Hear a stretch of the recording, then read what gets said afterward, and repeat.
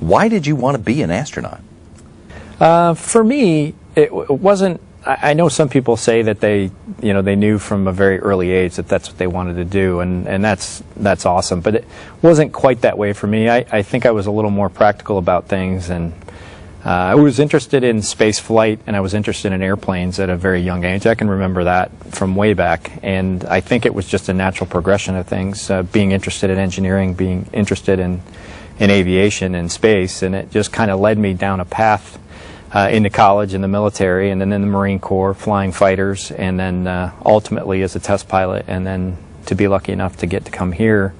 It just kind of was that next job that interested me, or that I had the prerequisites for, that I could try for, and it progressed such that I showed up here at the doorstep of NASA about 10 years ago. Not satisfied with what you were doing, looking for something else? Well, I think it's just a case of I've always been one, and I think that's fairly common in our office, is to kind of set goals for this particular, what you're doing this week or this month or this year, and then set goals, longer term goals, and it just seemed like all those different interests all kind of coalesced to what would be described as the job description for an astronaut. And so I think naturally it just progressed to that point, and obviously I was lucky enough to get to be chosen to come here. I'm going to take you to the other end of that story. Tell me about your hometown and what it was like to grow up there. Well, I grew up in Appalachian, New York, which is a very, very small town in the southern tier of upstate New York, and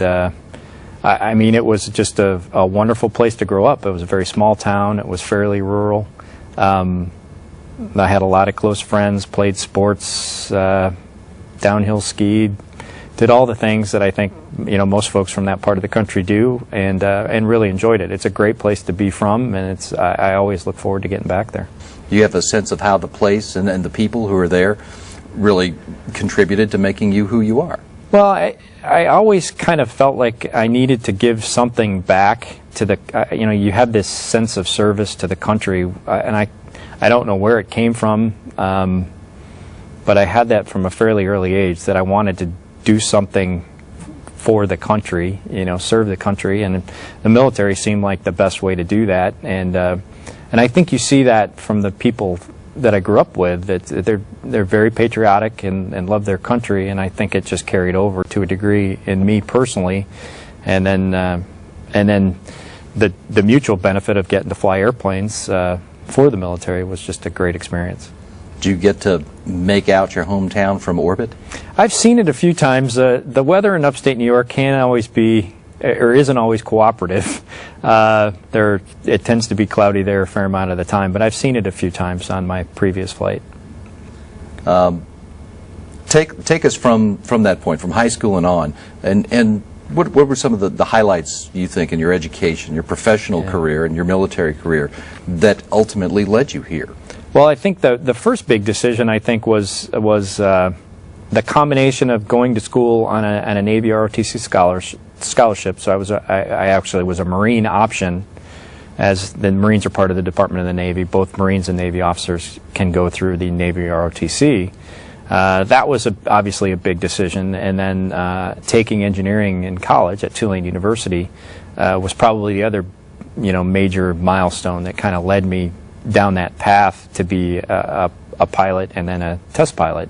What gets a kid from upstate New York to Tulane? Yeah, that's a good question. I get that a lot. I think it was as much maybe seeing another part of the world as anything, and I think the other part of it was I was hoping to get somewhere where it was a little warmer in the wintertime. So those are probably the two biggest things. And New Orleans intrigued me. It was, it's just something totally different than what I grew up with, and it ended up just being a wonderful place to go to college. So you go to college on the ROTC scholarship, studying engineering. That's correct. Studied engineering. I had a great professor, Dr. Robert Bruce, who kind of was, that one person in academia in college that really pushed me. He was a structural engineering instructor, professor, and just really enjoyed civil engineering while I was there, and because it would have been easy to do something different. Engineering is a fairly challenging degree, and then with all your other competing priorities with ROTC and just college life in general in New Orleans, as you might imagine, you were pretty busy. But it was I really enjoyed it, and getting that degree paid huge dividends down the road, because that's what got me into test pilot school, is having an engineering degree. Not only being a fighter pilot, but having that degree as well. But that's not your first stop when you got your degree in the Marines. No. So then, once we graduate, we're commissioned as an officer in the Marine Corps, and then I was off to Quantico, Virginia for several months of what they call the basic school in the Marine Corps, which really means every Marine officer is a ground/infantry officer first, and then once you finish that school, then you're afforded the opportunity to go do what you intended to do, your discipline, whether it be a tank driver, an airplane driver, an infantry officer. So I spent some time in Quantico, and then after that was on my way down to Pensacola. And flight school was a long process. It was Pensacola to start with, and Corpus Christi, Texas, where I actually started flying airplanes. And then I finished up flight school in Meridian, Mississippi in jet training, and got my wings in 1991, and then was off to the West Coast to fly F-18s. And I spent several years out there operationally flying F-18s in the Marines. They finally got you off the Gulf Coast. Yeah. For little did I know I was going to be back. Well, and take this through the last step of that. You're a Marine officer now, and how did you end up astronaut? Yeah, I get that a lot too, because everybody kind of wonders, well, how did you end up there? And I had flown operationally in a F-18 frontline F-18 fighter squadron for it was a better part of 4.5 years, and a couple of my commanding officers while I was in that particular squadron had said, you ought to consider test pilot school, with the engineering background. And I said, asked them a lot of questions about it, and they knew that I had some desire, that I'd considered being an astronaut, and they said, that is probably a way to go. And so I kind of looked into it and applied to test pilot school, and was accepted at the Navy Test Pilot School, which is in Patuxent River, Maryland. And so in 1996, I left the West Coast. At that time, I was at Miramar in San Diego, and went to test pilot school for a year at Patuxent River, Maryland. The one thing they don't tell you about test pilot school is that after being out of college for 8 or 9 years, it's like going into an intensive aeronautical engineering master's program. So it was a little bit of denial there for the first few months getting back into the academics, but a very rewarding experience. Got to fly a number of different airplanes over the next year, and then once you graduate from test pilot school, then you become an operational test pilot for typically a 2 to 3 year tour. And I stayed in Patuxent River and was involved in several F-18 flight test projects, as well as flying the new F-18 Super Hornet. So it was a great experience. Loved living there. It was actually the closest I'd been to home in my entire military career, so that was nice as well. And it was while I was there as the operations officer for the test squadron that I had applied and then subsequently gotten picked to come down to NASA. And you got here and had taken a job that, not unlike test pilot, has its own share of risks, albeit maybe slightly different ones. Mm-hmm. But Doug, what is it that you think that we're getting or learning as a result of flying people in space that makes that risk one worth taking? Well, I think you see a number of benefits. I mean, all this technology that we gain from space flight has become such a fabric of our lives that it's just incredible to see, and that alone, in my mind, is worth the risk. But just to explore low Earth orbit, to explore that next, the moon as we did before, is well worth the risk of a single person or a few people. To get those answers, to see what's out there, to see if there was life on other planets. So for me, obviously flying fighters my whole life, I've come to grips with the risk years ago, and it really hasn't changed for me in that regard. So this just seems like just another day at the office.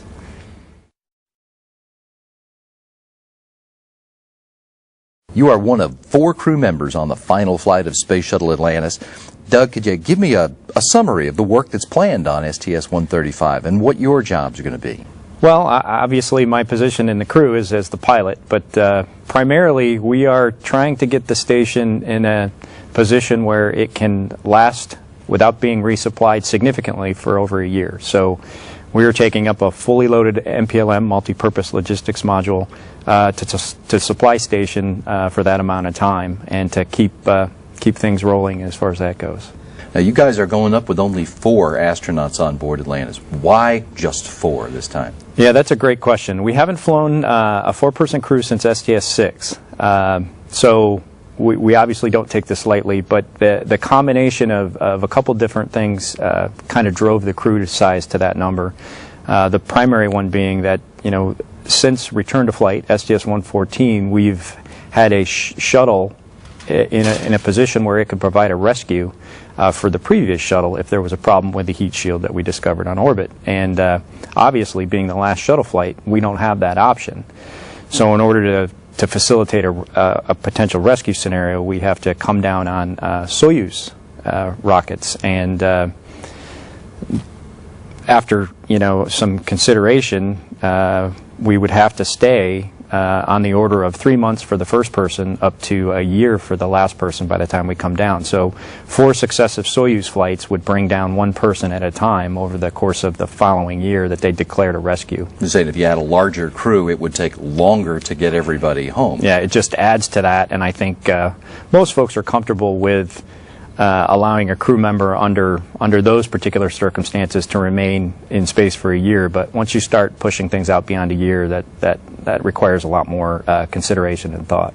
How do you feel about the idea of maybe coming home on a Soyuz or spending an extra year in space? Well, I looked at it a couple ways. I remember when Peggy Whitson called me into her office and said, "I've got some good news for you." And I said, what's that? She goes, "I'd like you to be the pilot on STS-135. And I said, "Well, of course." And I said, "Is there something else?" And she said, "Well, right now it looks like you would be the last person to come down if there was a rescue declared." And I was like, I thought about it for a few minutes, and I said, "Well, let me look at it this way. I've got 9 months of shuttle training for this flight, vice the 2.5 years that most folks typically train to go on ISS for 6 months."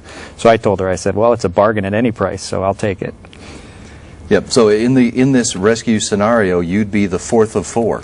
That's what it's looking like. Yeah, that's correct. The last one down, at least the current way, Sandy and I would be the last 2, and it's because we've got the robotics in the mix as well as EVA, and because you essentially become a de facto member of the space station crew, because they're not, if this rescue was declared, they're not going to fly people up in that empty seat because they need it for us to come down. So we have to assume at least some sort of a role as a crew member on space station. So that's the way they've sorted it out. Now, you have been to the space station before. All 4 of you have been there. That's of course, correct. Sandy has had a long duration mission there. Mm-hmm. Has that experience among the 4 of you been helpful as you prepared for this flight? It has been invaluable. Sandy is she's amazing. She flew a shuttle flight back in, I believe, 2002, STS-112. And you would not have known it's been 8+ years since she's flown. It's just amazing what she remembers from that flight. And then the additional space station expertise has just been, I mean, it's been great, because there's not that concern that if, no kidding, if this rescue scenario happens to come into play, and obviously the likelihood is extremely small that would happen.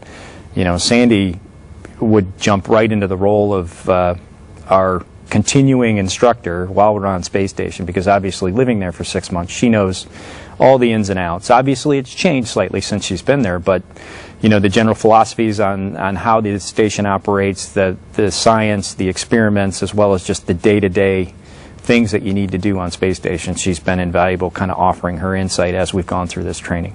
And it's not like you and Chris and Rex don't have any experience at it.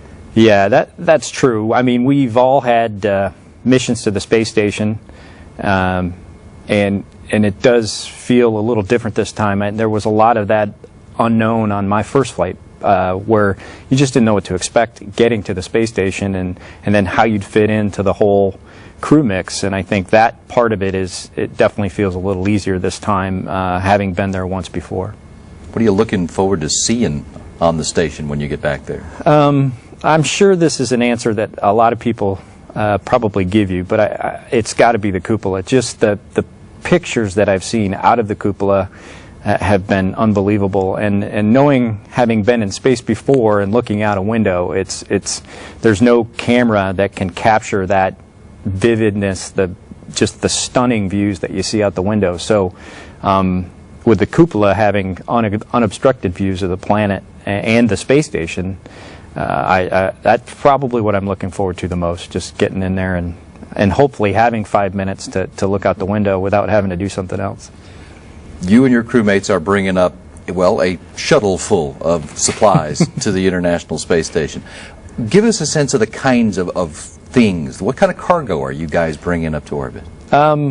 We are bringing up the multipurpose logistics module Raffaello, and about the number changes. It seems like weekly, but roughly 16,000 pounds of material. That would include food, on the order of a year's worth of food for the ISS crew, spare parts, replacement parts, some scientific experiments. We're taking up, I think the latest number is 8 mid-deck payloads, 3 sets of mouse enclosures, so 24 mice that we're doing studies on with regards to osteoporosis. So you name it, we're taking it up there. And obviously this is to just put the station in its best possible stature for the post-shuttle era, so that from a large supply standpoint it is taken care of, and as far as replacement parts, it's taken care of, at least for the near future. As you said, some of this is coming up in the mid-deck. The bulk of it is going to be inside the MPLM. That's correct. MPLMs used to get docked to the underside of the Unity node, but now there's a permanent module there. Yeah. Does the fact that that's out there now create any changes for the way the robotics operation will be to install Raffaello now on the underside of Node 2? Not a significant amount. It is going to be in all your camera views because it's going to be right next to Raffaello when we install it. But generally speaking, it actually ends up being, I think, a little closer to the shuttle. So it's, from that respect, it's not a significant difference as far as the installation robotically, but it's definitely something we have to pay attention to because the clearances obviously are much smaller. It's something new that may be in the theater of operations. That's right. This mission also features one spacewalk on Flight Day 5, but unlike previous shuttle flights, on this one, station crew members are going to be going outside. What's the reason for that assignment? Well, I think it's a couple things. One, Ron Guerin and Mike Fossum have done EVAs previously, and coincidentally together on STS 124. So they have a significant amount of experience. I believe they did 3 together on that flight. That being one, and the other, we kind of fall back on the same thing. We are a 4-person crew, and we had about 8 or 9 months to prepare for this mission. And just from a preparation standpoint and the other things that we had to do regarding training, we just kind of thought that that was a better way to do it and spread the load around the entire docked crew rather than just place it all on the shuttle crew, because typically you have 7 people, and we could have had 2 people concentrate primarily on EVA, whereas on this flight everybody has to attend almost every training evolution that we have. However, it's not to say that we're not going to be deeply involved with the EVA. Sandy and I will be providing robotic support throughout the EVA, and Rex is going to be the IV for the EVA, so the quarterback for the EVA. And I think that, pretty much says volumes about the shuttle station team and how, we're just going to put this whole thing together on orbit, and it's kind of been a neat way to do our training. Well, let's talk about what's going to happen there, and from the perspective of the ARM operations particularly, take me through the timeline as it exists today. Okay. Of the spacewalk, and what are these guys going to be doing out there? Well, the big purpose of the spacewalk is twofold, at least from a robotic standpoint. The first thing we're going to do is we're going to retrieve the failed pump module that we had last summer and put it back in the payload bay, the shuttle payload bay, to bring it back to Earth so that the engineers can kind of study it more closely and determine what exactly caused it to fail. Because obviously, it's a very important part of the space station. It provides cooling for the space station, and we need to understand why it failed. So that's the first thing. And then the next big objective from a robotic standpoint is we're going to detach the robotics refueling module, RRM, from the payload bay, which we brought up along with the MPLM, and attach it to station right next to the SPDM. So those are the two big events, and then there's a number of other get-aheads, what we call get-aheads, that we're going to try to accomplish while Ron and Mike are outside. And as you know from previous flights, those get-aheads and those priorities typically change almost weekly as we get up towards the flight. And I think some portion of that will depend on how much 134's spacewalk teams get accomplished, and then we may pick up some of the things that they don't do, or if they end up doing some of these get-aheads, we may do some other ones instead. Since they won't need them done then. Exactly. From the robotics operator's perspective, how easy or hard are the operations for the pump module and the RRM? Well, I think anytime you're involving a spacewalker on the end of the arm and close clearances, it's always fairly intense. We had a fair amount of that on my previous flight on STS 127, and this will be very similar, where we'll have both Ron and Mike on the end of the arm, either retrieving the pump module or the robotics refueling module and placing them in their appropriate final areas. And within the payload bay, it's going to be very tight clearances, and then when we go to get the pump module, that's over on the starboard side of the space station, and some fairly tight clearances on one of the ESPs. And then when we put the robotics refueling module back on space station, it's right near the SPDM and right near the U.S. lab, so there will be a fair amount of vigilance, obviously, by us on the robotic arm, as well as the folks down in Mission Control. Now, your area of operations here are all relatively close to one another. That is very correct. Yeah, it's kind of going to be a back and forth between kind of the center portion of the station near the lab down to the payload bay and back. So ideally, we'll have some fairly good views out the window with the cupola based on its location, which is something, obviously, that Sandy and I have never had the luxury of having, which should really help us as far as that goes, because previous to this, both Sandy and I's experiences have been with the robotics station in the U.S. lab, where there were no windows, and you were just purely dependent on station camera views as well as some of the shuttle views as well. Yeah, from the underside of Node 3, right there, just behind the lab, you should be able to see virtually every place you're going here, I guess, except the ESP. That's what we're hoping. So we're really looking forward to just being able to look out the window to give ourselves clearances, which obviously one look out the window is worth 1,000 camera views. So hopefully that's, we've used it in VR, practiced it in VR, virtual reality lab, and it looks like we should have great views out the window. Once the spacewalk is over with, the combined crews are scheduled for a lot of transfer work.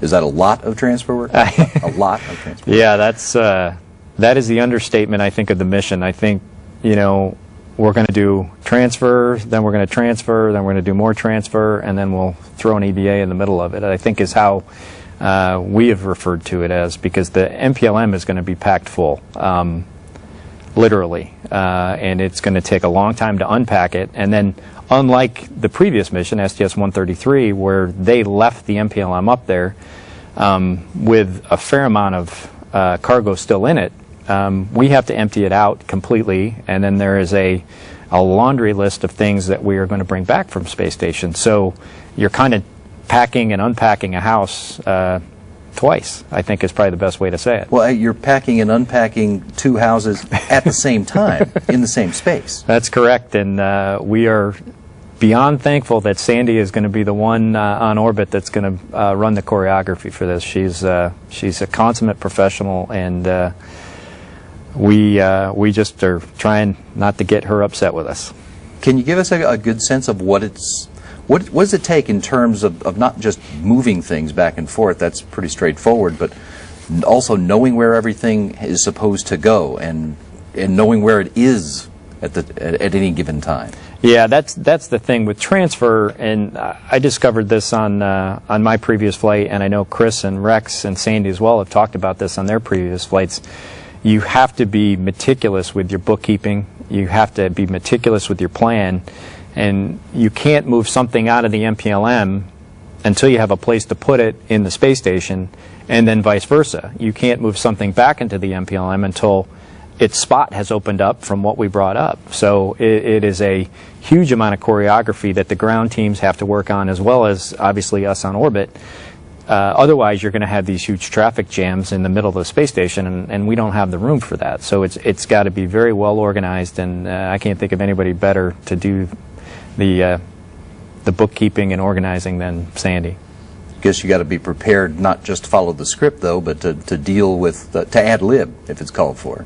I think so, and Sandy has a great plan as far as where we can temporarily stow things as we move things back and forth, as well as what we need to do in the middeck, and it will require a little bit of ad libbing. It may require some working after hours. It may require some extra game planning at night before we start the next day to kind of figure out how we want to attack this every day, because it is literally a mountain of things that we're taking up to space station.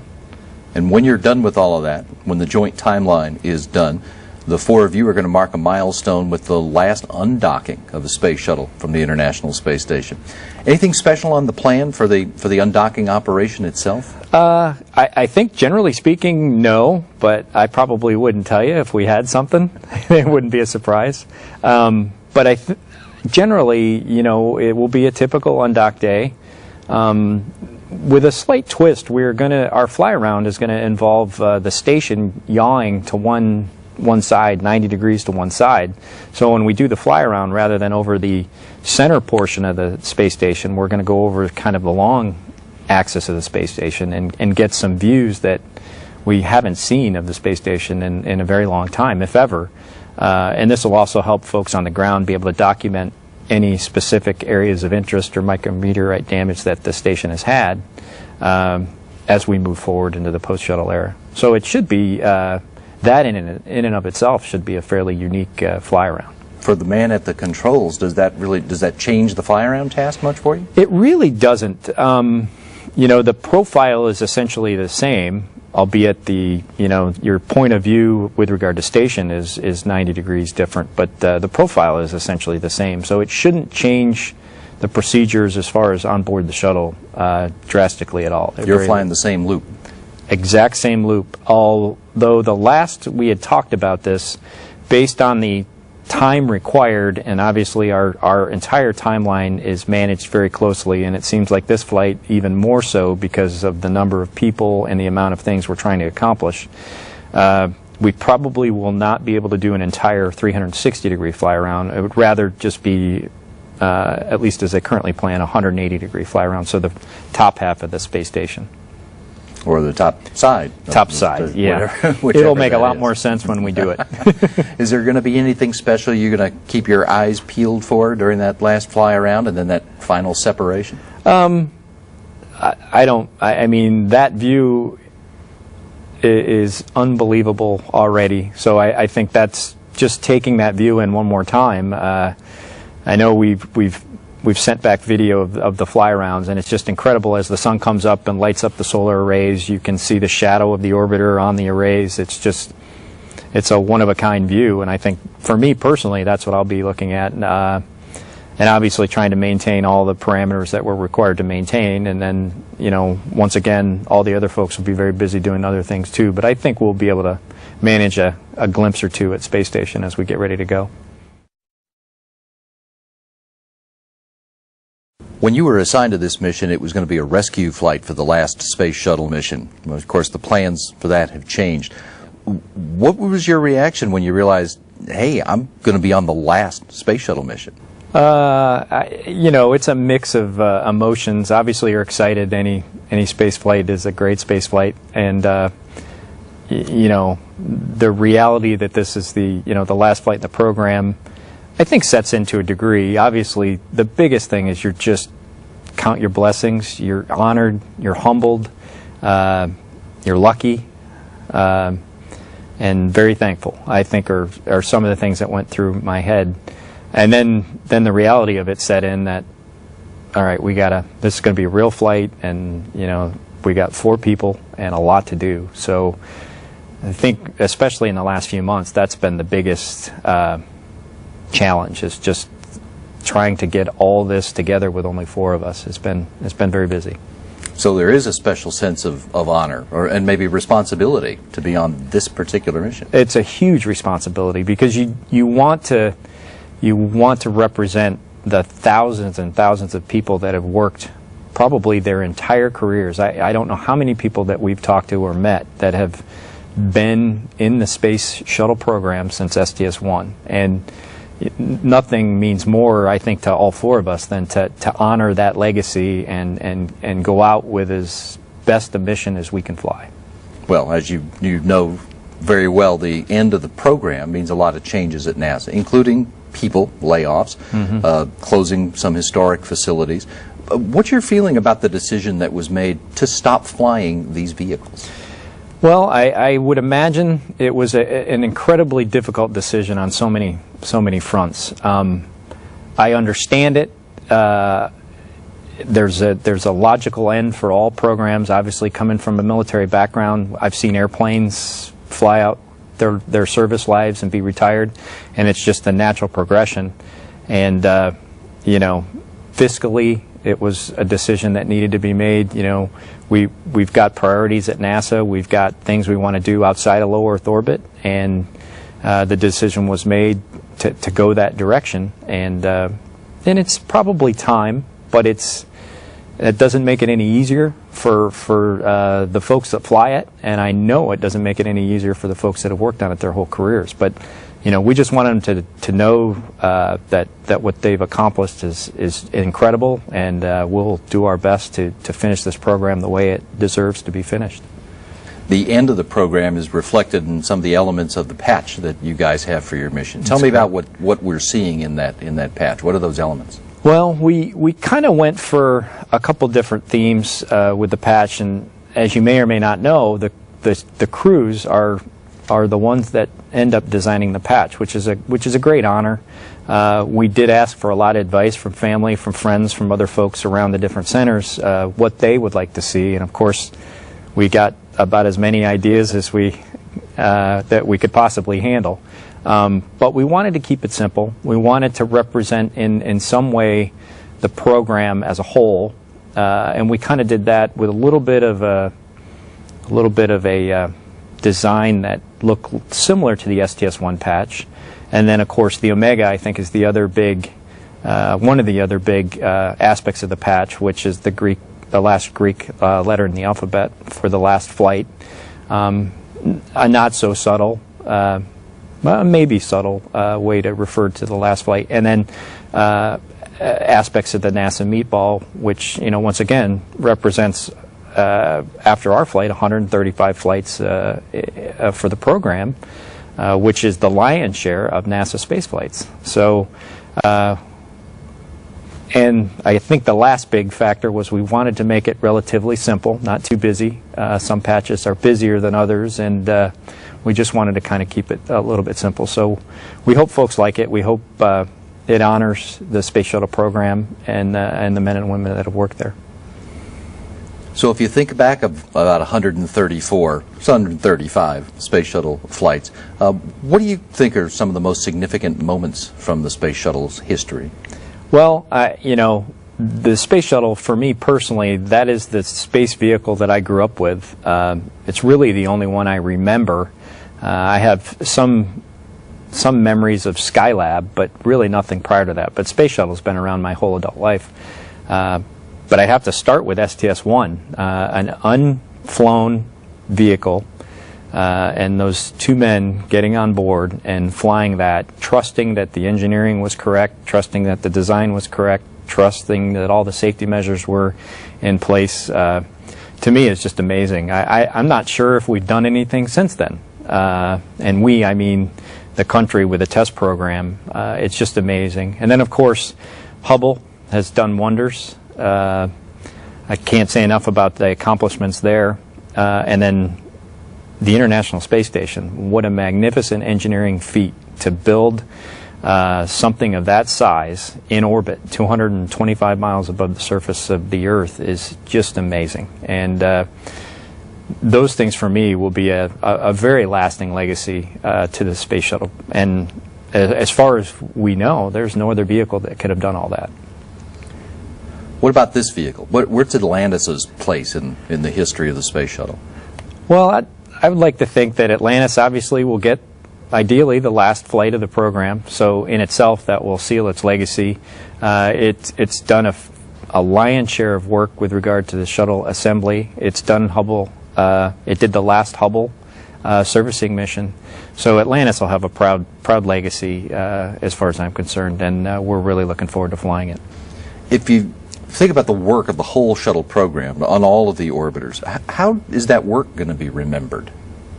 Well, I think, as I said before, you've got the lasting legacy that Hubble, the pictures of our galaxy that would have never been seen, and you've got the space station, which will live on for many, many more years. So just in that regard, I think you've got a tremendous history. And then just to look at the engineering feat of building a winged vehicle that goes into space and does things robotically, it rendezvous with space stations, it carries up huge payloads of supplies, and then returns to Earth and lands on a runway. That in and of itself is a tremendous accomplishment, and I think it'll be a long time before we see another vehicle that does all those things.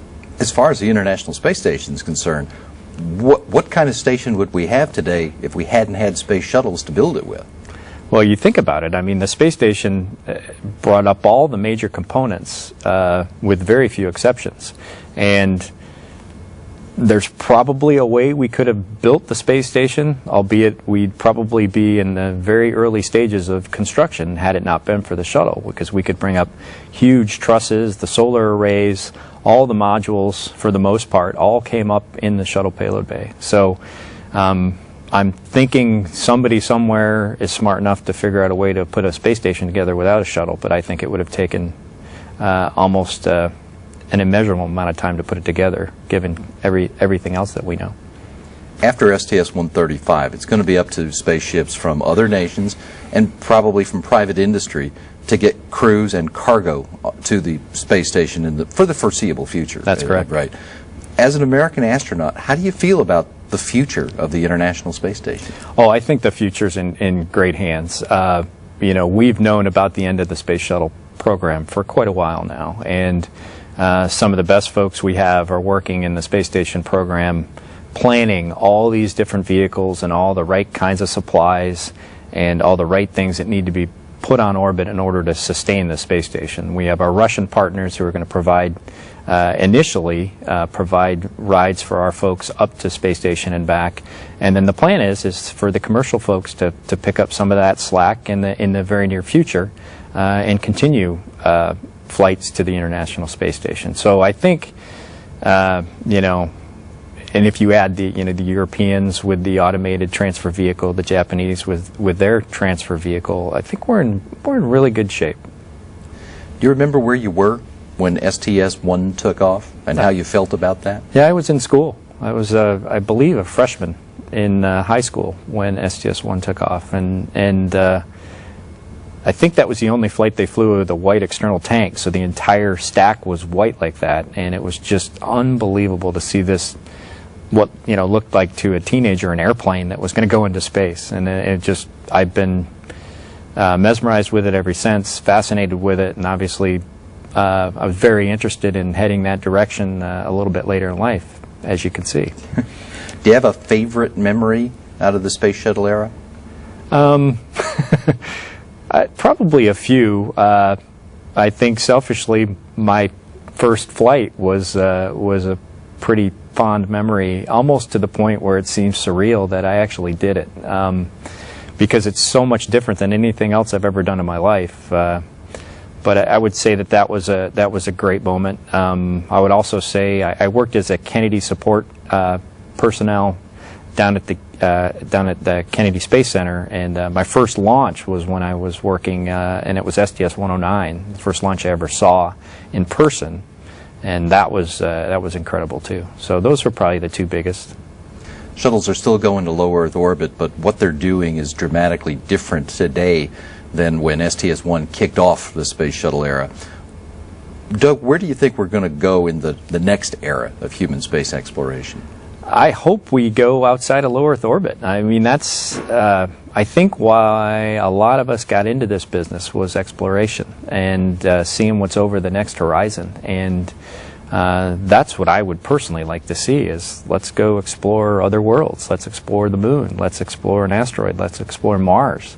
To me, that is the part of human spaceflight that really is exciting, and just to see what's over that next bend and around that next curve is why I originally got into this business.